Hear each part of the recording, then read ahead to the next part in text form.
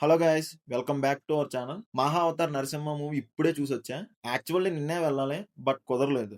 ఇదొక animation movie అని మాత్రం నెగ్లెక్ట్ చేయొద్దు. మూవీ అయితే వేరే లెవెల్‌లో ఉంది. మూవీలో వీఎఫ్ఎక్స్ అండ్ యానిమేషన్ కూడా చాలా చాలా బాగున్నాయి. సింగిల్ ఫ్రేమ్ కూడా బాలేదని చెప్పలేం.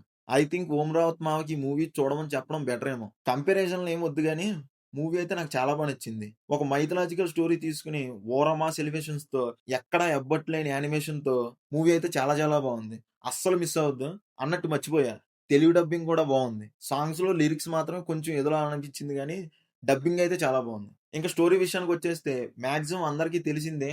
విష్ణుమూర్తి నరసింహ అవతారం ఎలా ఎత్తారు, ఎందుకెత్తారు అన్నదే స్టోరీ. ఒకవేళ మీకు ఆ స్టోరీ తెలిసుండకపోతే ఇంకా చాలా బా ఎంజాయ్ చేస్తారు. నాకైతే స్టోరీ అంతగా తెలీదు. బట్ మా ఫ్రెండ్‌కి ఫుల్ స్టోరీ తెలుసు. కానీ ఇద్దరం ఒకేలా ఎంజాయ్ చేసాం. Because of visuals. ఆ విజువల్స్ అన్ని వేరే లెవెల్‌లో ఉన్నాయి కాబట్టి. అండ్ మూవీలో ఫైట్ సీక్వెన్సెస్ ఉన్నాయి భయ్యా. ఫుట్బాల్ ఆడేశారు. ఫస్ట్ హాఫ్‌లో వరాహ అవతారం ఫైట్ సీక్వెన్స్ ఉంటది భయ్యా. వేరే రేంజ్‌లో ఉంటది. అది చూసాక నరసింహ అవతారానికి అంత ఉండదేమో అనుకున్నా. దీనికే ఇంతలా తీసేశారు.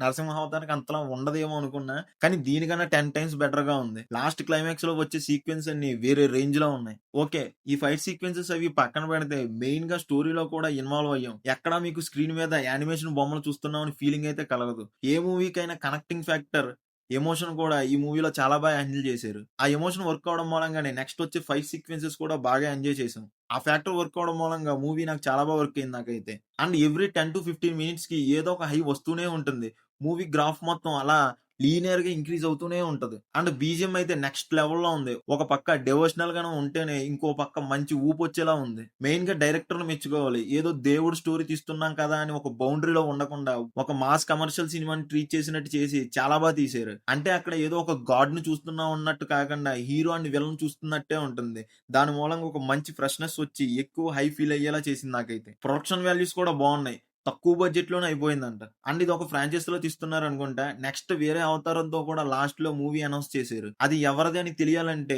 మీరు థియేటర్‌లో చూడాల్సిందే. ఫైనల్‌గా చెప్పాలంటే కంటెంట్ ఉంటే చాలు, యాక్టర్స్ కూడా అవసరం లేదని ప్రూవ్ చేశారు.